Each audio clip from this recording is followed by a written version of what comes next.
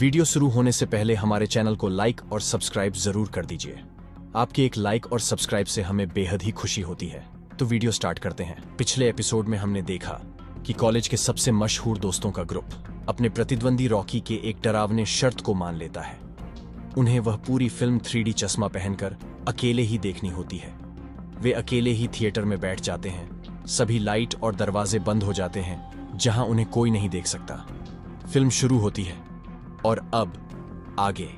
Film की शुरुआत काफी डरावनी थी, क्योंकि 3D चश्मा पहन रखा था, इसीलिए सारे किरदार आंखों के एकदम सामने दिख रहे थे।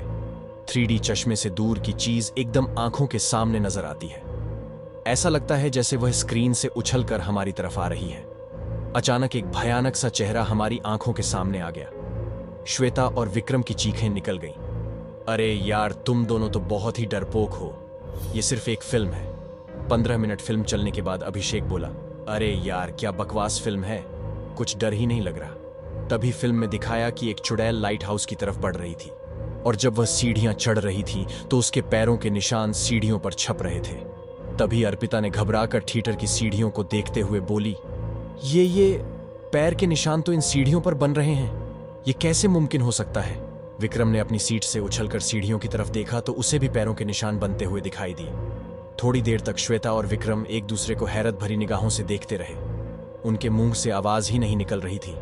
जैसे ही उस फिल्म में वह चुड़ैल लाइट हाउस के ऊपर पहुंचकर पीछे चीखती हुई मुड़ी, वैसे ही श्वेता और विक्रम की भी चीख निकल गई, क्योंकि उन्हें ऐसा आभास हुआ कि वह चुड़ैल उनके सामने नहीं बल्कि उनके पीछे से चीखी। श्वेता ने अपने कान बंद कर लिए और सीट से उठने की कोशिश करी, पर यह क्या, वह सीट से उठ ही नहीं पा रही थी। मैं सीट से चिपक गई हूं, मैं उठ ही नहीं पा रही हूं, श्वेता ने रोते हुए बोला। रुक, मैं आता हूं, मैं तुझे उठाता हूं, तू बहुत डर गई है, ऋषि बोला। पर ऋषि अपनी चेयर से उठ ही नहीं पा रहा था।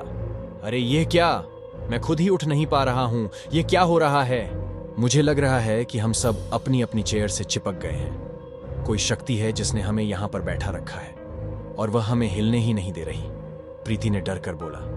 प्रीति के ऐसे बोलते ही एक अजीब सी शांति छा गई उस कमरे में। हम सबका गला सूख गया डर की वजह से। हम में से कोई भी कुछ भी नहीं बोल पा रहा था। ऐसा लग रहा था कि उस थिएटर का हर कोना हमें घूर रहा है।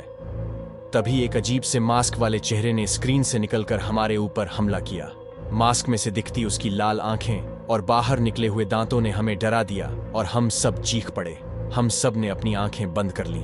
कुछ देर बाद अभिषेक ने अपने हाथों को धीरे धीरे अपनी आंखों से हटाया। सामने कोई चेहरा न पाकर उसने लंबी सांस ली कि अचानक वही चेहरा चीखता हुआ उसकी आंखों के आगे आ गया।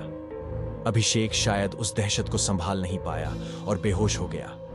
अभिषेक को बेहोश देख विक्रम चिल्लाया, सब अपनी आंखों से इस चश्मे को उतार दो, ना ये चश्मा रहेगा और ना हमें ये आकृतियां इतनी सामने दिखाई देंगी। सब ने चश्मा उतारने के लिए अपने हाथ बढ़ाए, पर किसी से भी चश्मा उतरा ही नहीं। जिस तरह हम सब अपनी चेयर से चिपक गए थे, वैसे ही वह चश्मा भी शायद हमारी आंखों से चिपक गया था।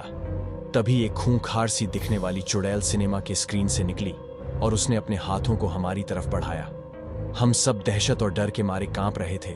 तभी हमने देखा कि इस चुड़ैल के काले नाखून लंबे होते चले जा रहे थे। भाग हम सकते नहीं थे, इसलिए उन नाखूनों को अपनी तरफ आते देखने के अलावा हमारे पास और कोई चारा नहीं था। प्लीज कोई तो कुछ करो, किसी तरह यहां से बाहर निकलो, यहां भूतों ने कब्जा कर लिया है। ये तो भूतिया सिनेमा हॉल लगता है, श्वेता रोते और गिड़गिड़ाते हुए बोली। हम सब ने अपनी आंखें बंद कर लीं। वो नाखून हमारे चेहरे तक पहुंच गए थे। चीख चीख कर सबका गला दर्द कर गया। एक समय ऐसा आया कि हमारी आवाज ही निकलनी बंद हो गई। वह नाखून हमारी आंखों से सिर्फ 1 इंच के फासले पर थे। हम सब ने एक दूसरे का हाथ पकड़ा और आंखें बंद कर ली। फिर क्या हुआ हमें कुछ नहीं पता। आंख खुली तो हम सब एक बड़े से रूम में थे। आसपास डॉक्टर और नर्स खड़े थे। तभी रॉकी के पापा आ गए। कैसे हो तुम सब बच्चों? अब सब ठीक लग रहा है? शायद बहुत ज्यादा ही डर गए थे तुम लोग। नहीं अंकल, वो हुआ यूं कि श्वेता बोलने ही वाली थी कि मयंक ने उसे चुप करा दिया। चलो अब तुम आराम करो। आओ रॉकी, इन्हें आराम करने दो, कहकर अंकल चले गए। उनके जाने के बाद सब मयंक पर चढ़ गए कि उसने श्वेता को बताने क्यों नहीं दिया। तुम सब पागल हो गए हो क्या? हम लोग क्या बताते कि हमारे ऊपर सचमुच भूतों का हमला हुआ था? कोई मानता हमारी बात को? मेरी एक बात कान खोलकर सुन लो तुम सब। ये बात अब सिर्फ हमारे बीच में रहेगी। किसी को कभी भी हमारे इस अनुभव के बारे में मत बताना। कोई भी नहीं मानेगा और जितना जल्दी हो सके इसके बारे में भूल जाना।